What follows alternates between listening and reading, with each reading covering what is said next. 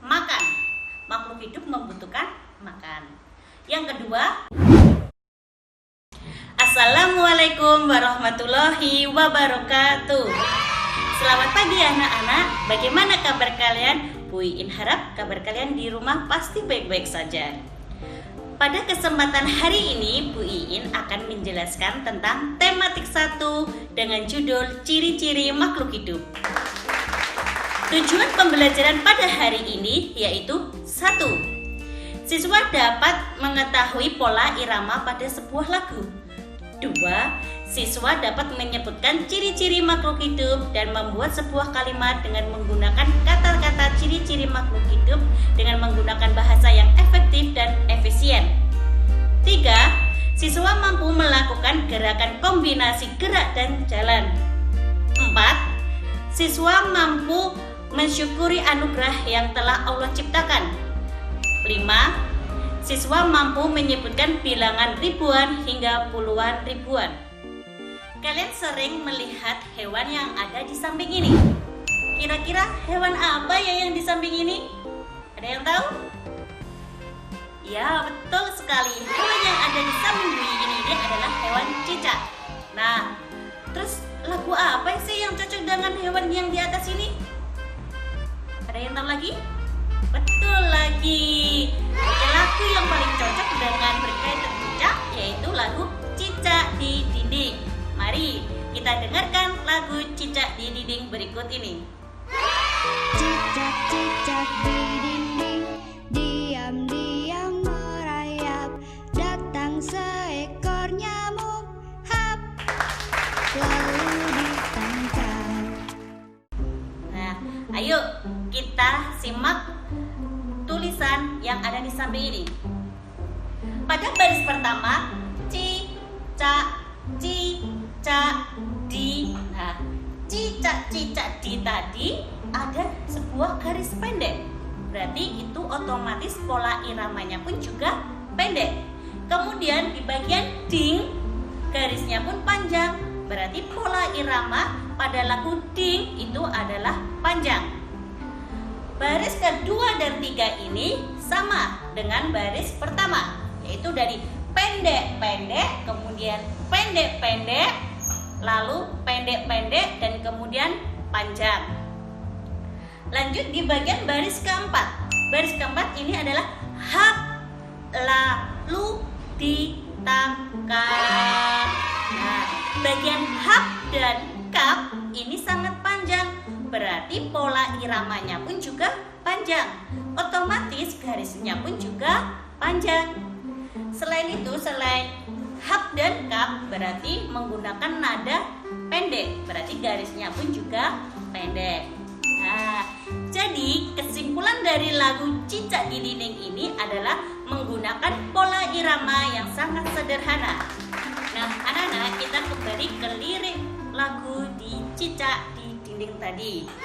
Pada bagian lirik lagu Cicak di Dinding tadi disebutkan beberapa ciri-ciri dari sebuah cicak. Ayo kita simak ya. Diam-diam merayap. Berarti cicak itu melakukan apa ya? Yes, betul. Cicak itu lagi melakukan sebuah gerakan. Gerakannya cicak yaitu merayap. Jadi, ciri-ciri pertama dari seekor cicak tadi adalah gerak.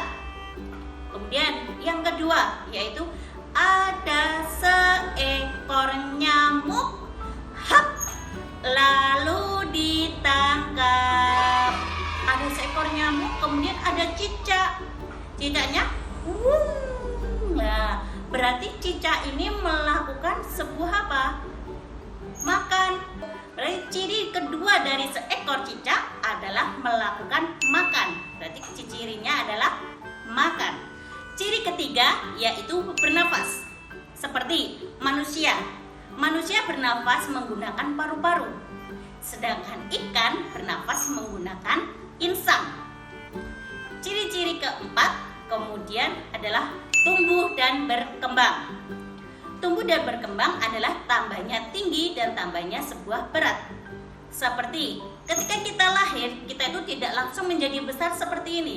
tapi kita menjadi seorang bayi dulu. Dari bayi, kemudian yang pertamanya kita tidak bisa apa-apa, hanya bisa tidur-tidur. Kemudian secara perlahan kita akan belajar duduk, kemudian merangkak, berdiri, dan akhirnya kita pun bisa berjalan. Kemudian berubah menjadi seorang anak-anak, lalu remaja, dewasa, dan tua. Begitu juga dengan tumbuhan dan hewan. Dan ciri-ciri makhluk hidup yang terakhir yaitu menanggapi rangsangan. Contohnya adalah ketika kita menyentuh tumbuhan putri malu. Ada yang tahu tumbuhan putri malu? Pasti yang sering ke sawah atau sering bolang pasti tahu apakah tanaman putri malu itu. Jika kita sentuh putri malu itu pasti langsung menutup daunnya. Berarti putri malu itu adalah salah satu tumbuhan yang menanggapi rangsangan. Nah, tadi adalah ciri-ciri dari makhluk hidup. Ada yang masih ingat? Ayo, ada yang masih ingat? Mari kita uraikan satu persatu. Yang pertama, makan. Makhluk hidup membutuhkan makan. Yang kedua yaitu bergerak. Ketiga adalah bernafas. Dan keempat adalah tumbuh dan berkembang. Yang terakhir, yang kelima yaitu menanggapi rangsang. Kemudian setelah kita uraikan beberapa ciri-ciri makhluk hidup, ayo kita buat sebuah kalimat yang menggunakan bahasa yang efektif dan efisien. Misalnya yang pertama tadi yaitu makan. Cicak makan nyamuk. Salah satu contoh kalimatnya seperti itu. Maka kalian nanti ditulis di sebuah buku tugas kalian menggunakan bahasa yang efektif dan efisien.